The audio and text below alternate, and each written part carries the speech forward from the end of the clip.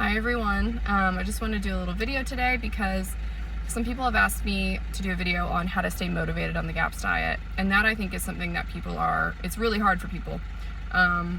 It's very isolating being on GAPS, and I think that's a really good thing to know, is that you are swimming upstream. You are a fish swimming against culture in every single way.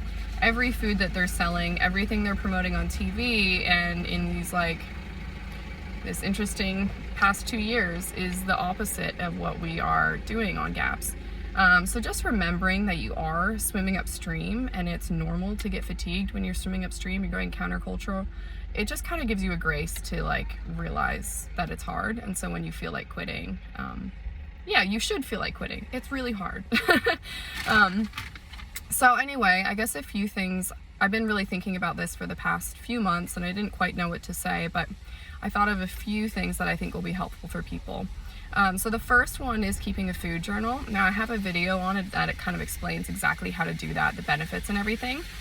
But basically, one of the benefits of a food journal is initially you're going to write down everything you're struggling with, like every single symptom you can think of. And it might take you a few months because certain things pop up that you forget about or whatever. And so then as you're keeping the food journal, you can look back on that, in 6 months, 3 months, whatever, and you can see, oh, all these things have improved that I haven't even noticed because I haven't been focused on them, right? Usually you're focused on your one main concern, and that's like eczema or colitis or I don't even know. So you miss oh, my PMS symptoms went away and I no longer have acid reflux and I haven't used my inhaler. So that's really good, just kind of keeping track. I guess it's keeping a food journal, but it's also writing down all the reasons that you're doing GAPS in the first place, just to remember. Because I have done that a million times. All these things get cleared and I don't even realize it until they randomly come back from some reason. So anyway, I think that's really important. Another thing is stay motivated, stay reading the GAPS book. Read 1 page a day. Maybe when you wake up, that's your thing that you do. I know whenever I read the GAPS book, I've been in the process of going through all the citations and reading all those studies, which will probably take me 25 years, legit. But when you look back and you just read a page or whatnot, it remotivates you. You remember why you're doing it. You remember what you want out of health. And yeah, I just find it really motivating. Another one is listening to Dr. Natasha McBride's talks on YouTube. Maybe when you're food prepping or cooking or doing whatever you need to do, or driving, you just listen to 10 minutes of her talking about the epidemic of autism and health conditions and regenerative farming and anything. And it just kind of yeah, it inspires you, reminds you why you're doing what you're doing and keeps you motivated, or at least it does for me. Now, what else was I going to say? Oh, one other thing that I found really helpful is noticing what lies you're believing. So often when we're trying to do something, we have a goal, there's all these little thoughts that will come in your head and they're like, do you really need to do this? When it's hard and you want to quit, do you need to do this? Are you really that unhealthy? Is that really an issue? You can live with that. It's not that big of a deal. Oh, migraines, they're really not that bad. And then we kind of give in and we go, yeah, that's right. So if you can kind of identify those lies and write them down and then go, okay, what is the truth? The truth is migraines are terrible and I hate them and I've had them for 20 years. Or I can't live with this. I'll just give you some of the lies I've been believing recently, just being vulnerable, is a lot of them is about being a mom, and we go to events and Holiday has her lunchbox, which is dinner leftovers, and she's not even on the GAP side, but dinner leftovers and bliss ball and blah, blah.